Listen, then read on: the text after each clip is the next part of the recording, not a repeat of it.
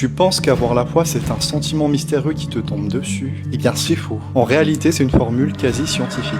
Bienvenue dans l'épisode numéro 14 de Comment retomber amoureux de Jésus. Laisse-moi te parler de la femme qui était malade depuis 12 ans. Elle a fait quelque chose d'incroyable. Elle a bravé la foule pour toucher Jésus et voler sa guérison. Et elle a été guérie. Mais d'où vient cette foi audacieuse? La Bible nous donne la clé en une phrase. Elle avait entendu parler de Jésus et c'est tout. Elle n'a pas eu de vision, de sentiments mystiques, d'émotions, de chair de poule. Elle a juste entendu une seule information. Jésus, celui qui guérissait tout le monde, passait dans sa ville. Et au cas où tu ne l'as pas entendu, c'est tout. Et c'était plus que suffisant pour allumer la foi en elle. Cette histoire m'a fait réaliser que tous les moments où je manquais de foi, ce n'était pas tant dû au fait que j'étais un bon ou mauvais chrétien. C'était tout simplement parce que je n'entendais pas les bonnes choses. J'entendais plutôt mes doutes et des messages de condamnation, plutôt que la parole qui dit qu'il n'y a plus aucune condamnation pour ceux qui sont en Christ. Voilà un exemple. En fait, la foi n'est pas quelque chose que tu essaies d'avoir. C'est quelque chose qui vient lorsque tu entends la bonne nouvelle sur Jésus. La Bible dit dans Romains 10:17 que la foi vient de ce que l'on entend et ce que l'on entend vient de la parole du Christ. J'aime particulièrement la version King James en anglais qui dit que la foi vient pendant que tu entends. Le verbe utilisé est le présent continu, une petite leçon d'anglais, qui veut tout simplement dire que c'est au moment où tu entends que la foi elle vient. Donc si tu sens que tu manques de foi, ne te culpabilise pas. Pose-toi plutôt cette question. Qu'est-ce que j'entends en ce moment?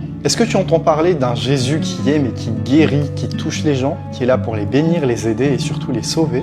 Parce que c'est ce qui est écrit. Ou est-ce que tu entends parler d'un Dieu qui est distant et exigeant, ce qui est aussi écrit, mais sous l'ancienne alliance? Car ce que tu entends nourrit ta foi. Si la femme qui était malade depuis 12 ans entendait un Jésus qui était distant, méchant et qui avait pas mal d'exigences avant de recevoir la guérison, elle ne se serait même pas rapprochée de Jésus pour récupérer sa guérison. Et bien entendu, entendre une seule fois ne sera pas forcément suffisant. Tu sais que les murs de Jéricho ne sont pas tombés le premier jour. Alors continue de nourrir ta foi avec la bonne parole. Encore et encore, tu verras que sans même t'en rendre compte, ta foi aura pris un sacré coup dans le bon sens du terme. Quelle est la vérité sur Jésus que tu as besoin d'entendre en boucle dans cette saison de ta vie? Voilà l'épisode du jour, je vous dis à très bientôt pour la suite. Bon top, on devrait rater.